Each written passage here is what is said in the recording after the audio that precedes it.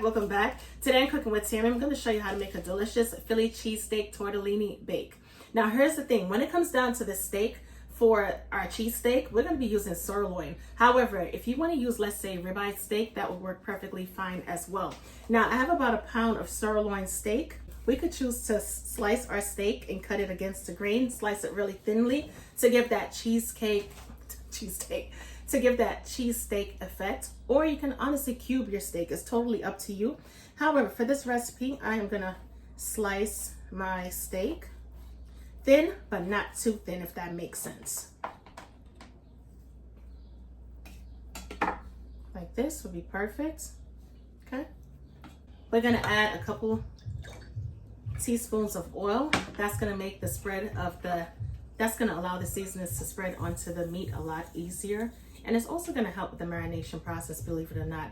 I went ahead and combined some salt and ground black pepper. We're gonna start off with adding that, add a good amount because this is steak, all right? But it's more of a tender cut of steak, which is good. We're also gonna add some garlic powder, our onion powder. Let's add some all-purpose chicken seasoning from the Cooking with Tammy seasoning line. However, if you don't have this all-purpose seasoning, then you can definitely substitute with your favorite seasonings. I'm also gonna add some of my garlic and herb seasoning for a nice complementary garlic and herb flavor. Season the meat to your preference. And once we are done, we're gonna add a small amount of beef bouillon to amp up those flavors. And let's combine it really well. We're not going to sear our steak just yet. However, we are going to put it to the side, and that's going to give it enough time to, marinate and get those seasonings soaked on into the meat, of course. While our pan is heating up, we're going to add some oil to our pan.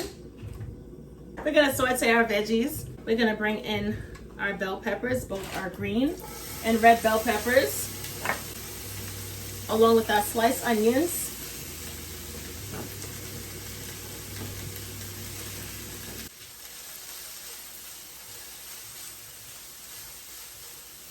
Starting to see where our onions are becoming slightly translucent, which is perfect.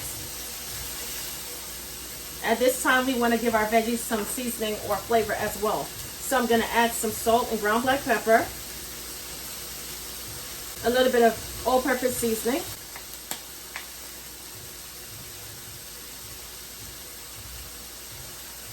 this is low sodium. We're gonna lower our flame and we are gonna place our veggies onto this plate. To our same pan, we're gonna add a small drizzle of oil. Okay, let's get that pan lubricated all over again. Let's add a couple tablespoons of butter.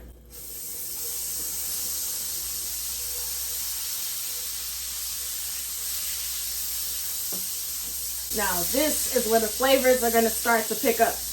We're gonna add our garlic.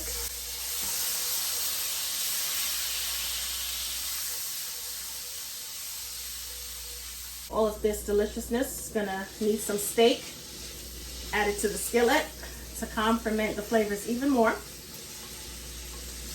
Once the steak is fully sauteed, we're gonna remove it from the pan.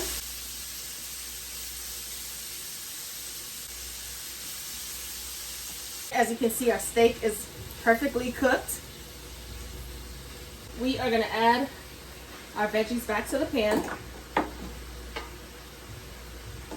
Let's get all of those beautiful juices back into the pan as well. I'm gonna swap my spatula for my little tongs, and we're gonna incorporate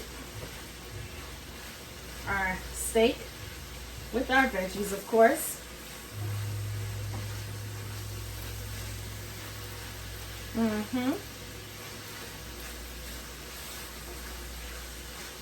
This looks good. You gotta admit, this looks amazing. Not to mention, I can guarantee you that it's so flavorful. It smells, oh my goodness, the aroma smells really, really good.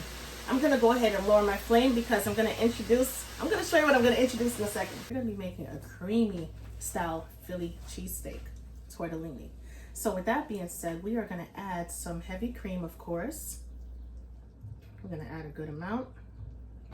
And we are gonna combine the heavy cream with our steak and onions and bell peppers, of course.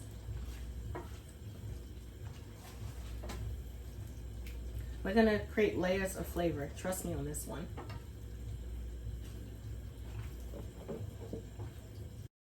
We're gonna grate a small amount of Parmesan cheese. When it comes to cooking, Parmesan cheese is one of the best cheeses to cook with. Definitely brings out a ton of flavor. Okay. And to be quite frank, our Parmesan cheese is going to help with thickening our sauce as well. And because this is Philly cheese, okay, we got to have our provolone cheese as well. This is a provolone and mozzarella mix. Can't have Philly cheese without provolone cheese, okay? Some may beg to differ. However, feel free to alter the recipe to your liking based on your taste and, to be honest, what it is that you have on hand. Okay, once we're done, we're going to combine everything together. Sauce is looking nice and saucy. We are going to work on our tortellinis. The brand that I'm working with today only requires 4 minutes of boiling time. So with that being said, I need you to refer to the back of the package for the brand that you're going to be using. And I know somebody's probably wondering, Tammy, which tortellinis are you using? Are you using the one in the box or the one in the frozen section or refrigerated section? And to be honest with you, I've used the one in the box many times before. And I've also used the one in the refrigerator section, and that's the one that I'm going to go with today for this particular recipe. Once our tortellinis are cooked, we're going to add them to our beautiful Alfredo style creamy cheesesteak, if you will, right? Because we did add Parmesan cheese. These are the tortellinis with the 3 or 4 cheeses.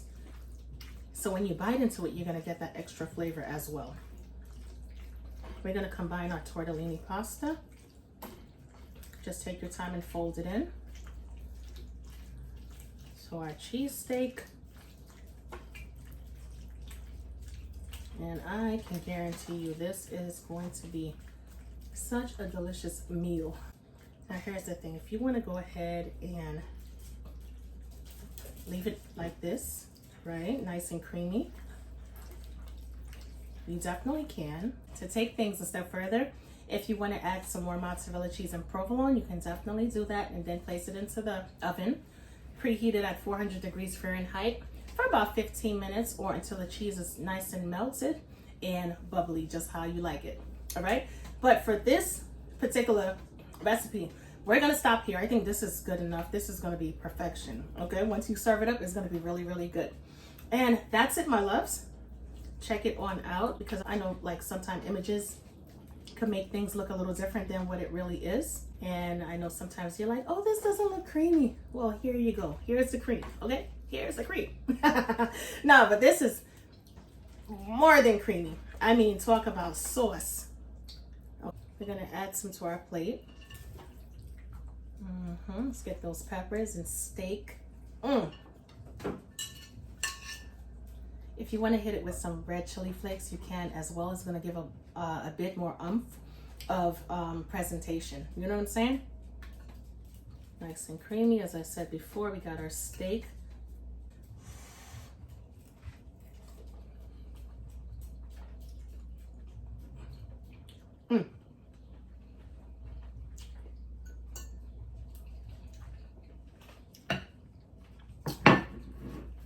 This is definitely a winner, and it's not a chicken dinner.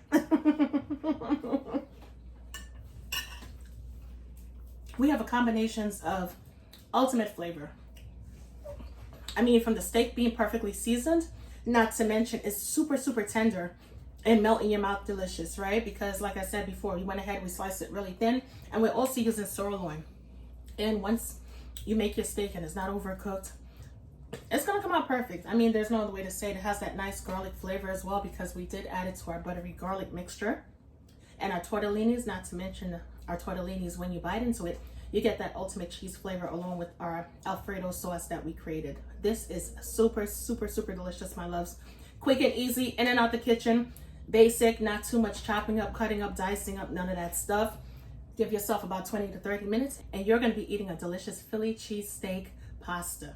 This is delicious, my loves. As always, I'm your girl cooking with Tammy. Definitely Get your seasonings, cookingwithtammy.shop, and I will catch you in another video. Talk to you later. Bye, guys.